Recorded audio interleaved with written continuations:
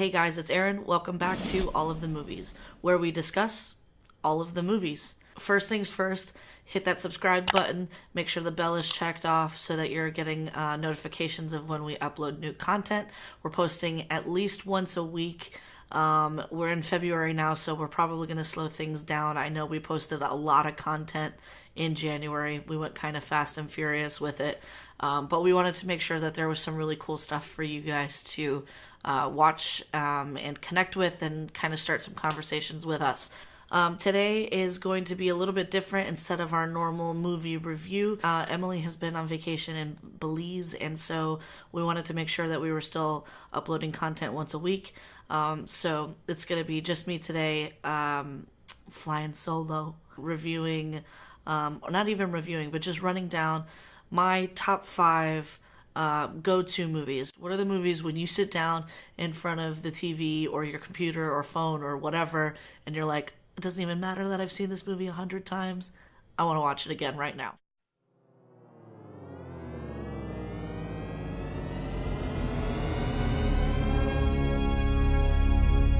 Let's get into my top 5 go-to rewatch movies of all time. Marriage. Marriage is what brings us together today. The Princess Bride. This is probably going to be a movie that's on most people's lists just because it's so popular, it's so well known, and it's because it's so fantastic. Truly, you have a dizzying intellect. It is one of my favorite movies of all time, actually, and I've seen it at least 10 times, maybe. I feel like that's a low number. I've seen it a lot, but if I ever meet someone who hasn't seen this movie, I'm like, that would be inconceivable. As I told you, it would be absolutely, totally, and in all other ways, inconceivable. We have to watch it right now. There's no going back. Like, that's it. Sit down, and I'm gonna blow your mind. You keep using the word. I don't think it means what you think it means. I love the theatricality of the whole movie. It's like this whole epic journey, and it's like when a song is an anthem, this movie does the same kind of thing, and it's unbelievable. I love it. Daddy can't talk. Look who knows so much, huh? Well, it just so happens that your friend here is only mostly dead.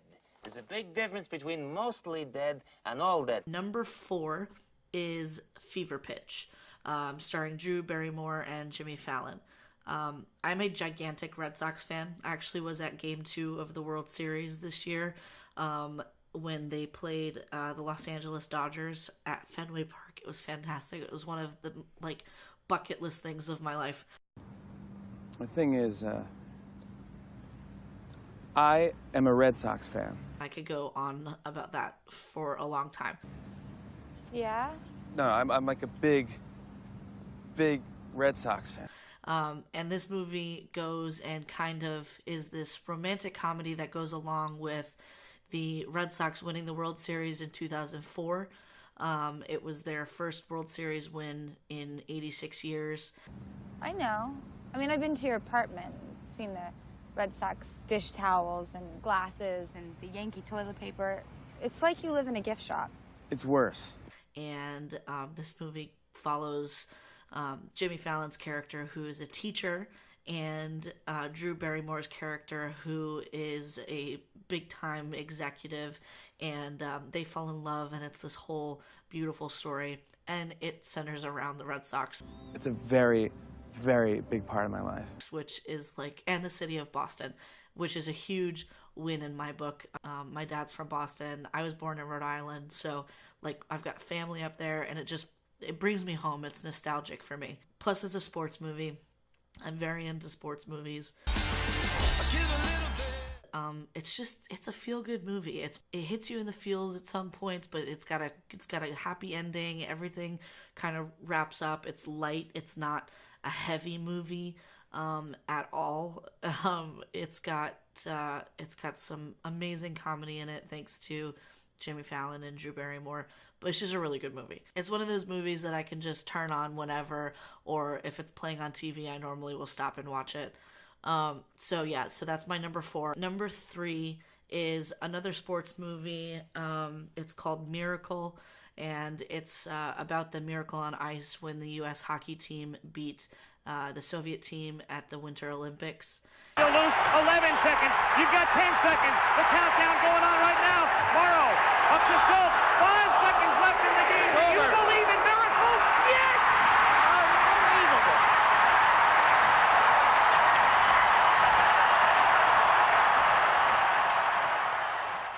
And this movie, again, sports movie, so it checks that box.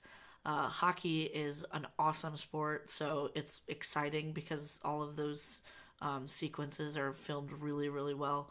And then it's also, I'm really patriotic.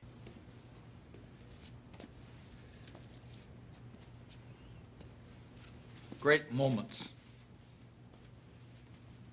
are born from great opportunity. And that's what you have here tonight, boys. That's what you've earned here tonight.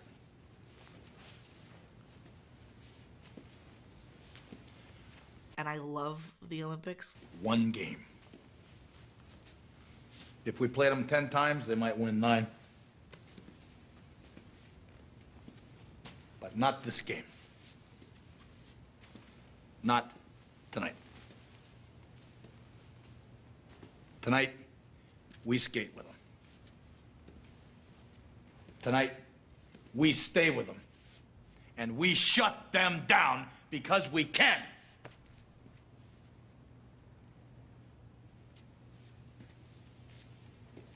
Tonight, we are the greatest hockey team in the world. Love the Olympics. So it hits those boxes for me too. Plus, this is based on a true story, so it's got that element of, real life. Fever Pitch has that too because it's about, it's got the Red Sox kind of story in the background, but it's got that romantic comedy over top of it. Miracle actually is telling the story of this hockey team that went on to beat the Soviets at a time in our country where we really needed it. We went in with a non-professional hockey team because at that time, professionals were not allowed to play in the Olympics. So basically it was a bunch of college athletes. It's this amazing movie really about the coach, and the coach is played by Kurt Russell. He plays Herb Brooks in the movie, and he is phenomenal. You were born to be hockey players. Every one of you. And you were meant to be here tonight.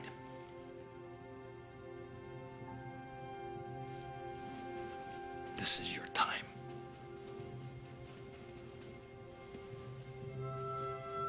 Their time is done. It's over. I'm sick and tired of hearing about what a great hockey team the Soviets have. Screw them. This is your time.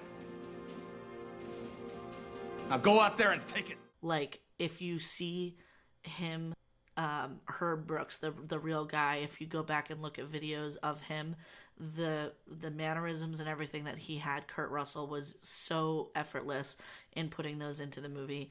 And then the casting director or that whole department, they were incredible because all of the guys who played on the hockey team looked so much like the guys that actually did play for that Olympic team, for the U.S. Olympic team. It's very uplifting, very, USA patriotic, and it's a movie that I have seen multiple times.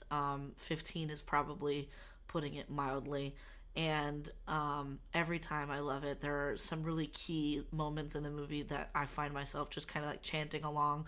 I bring lines into that movie into like normal day conversations. It's just one of those things that happens. But if you haven't seen it out there, definitely give it a watch. It is fantastic. I actually think it's on Netflix now. Fantastic movie. Definitely worth a watch. And then another one and another one and another one. Number 2 is Terminator Judgment Day.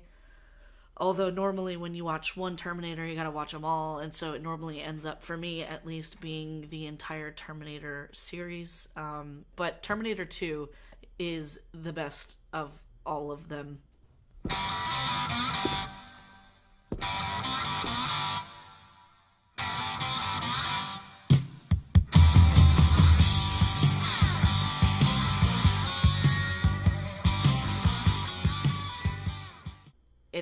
The Terminator actually is probably my favorite series of movies, and that's thanks to Emily. She's the one who made me sit down and watch them like all in a row.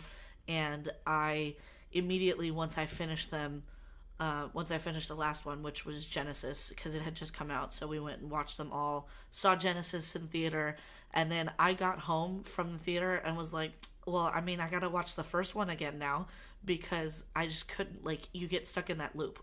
Maybe that's got something to do with the whole fact that it's a movie with like a time paradox thing. But Terminator 2 is the best of the series and my favorite one. So that's the one that if I have to pick a movie in that series, it's going to be that one that I go back and watch, over and over again. Come with me if you want to live. So that brings us down to my top choice, my number one go-to rewatch movie. This movie is actually one of, if not my favorite movie of all time. It is called My Cousin Vinnie. This movie stars Joe Pesci, Ralph Macchio, Marissa Tomei, and it's got to be my favorite movie of all time. Are you sure? I'm positive. I've seen it more than any other movie I've ever watched.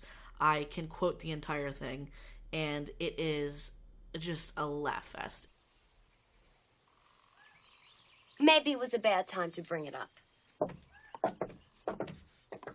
It's about these two guys who, Ralph Macchio is one of them, and then I can't remember the other guy's name in the movie, but he, funny enough, for all the Friends fans out there, he's the one who plays the dentist, Barry, that Rachel runs away from at their wedding. It's that same actor. They've just graduated from NYU and they're making their way across the country, and they've decided that they're going to drive from New York cross country, and they're going to go through the southern border. So they're in Alabama, and they get arrested for what they think is shoplifting, and it turns out to be murder. And so Ralph Macchio's character has a lawyer in the family, and that's where Joe Pesci comes in. Joe Pesci plays Vinny. I bet the Chinese food here is terrible. And he is the lawyer. He's been a lawyer for like 5 minutes, and he has to get these two kids off of death row when they didn't commit the crime, but he has to get them off of death row. He's never been to trial. The judge is against him. What is a ute? Oh, excuse me, Your Honor. 2 youths. And Marissa Tomei plays Vinny's girlfriend, and she is the best in this movie. She won an Oscar for this movie, and she's absolutely incredible. No, thank you. Goodbye. Sit down and stay there until you're told to leave. This movie is full of laughs. It's got a good soul about this movie, and it's just a really great movie to watch on a Saturday night. Tons of language. Like, seriously, you cannot watch this movie with little kids unless you don't mind that there's cursing. Tons of cursing in this movie. Bam! A f***ing bullet rips off part of your head. Your brains are laying on the ground in little bloody pieces. Now I ask you, would you give a f*** what kind of pants a son of a bitch who shot you was wearing? So, parents beware of that. But it is still fantastic. It is, it's just the best movie ever. Yeah. So those are my top 5 from 5 to 1 go-to movies of all time. I'm interested to know what your guys' favorite movies are. What are the ones that you guys love to watch over and over again? Doesn't matter how many times you've seen it. The more the merrier. Let me know in the comments or hit us up on Twitter or Instagram at All of the Movies 1 and at All of the Movies. And don't forget to hit that subscribe button. Make sure the bell's checked off so you're notified when we get new content up on the site. Emily and I will be back next week to review Shawshank Redemption. Super excited about that one. And then we'll be posting once a week from then on. Movie reviews, games, all kinds of stuff. We've got some pretty cool stuff set up for the future already planned out. But for now, that's a wrap.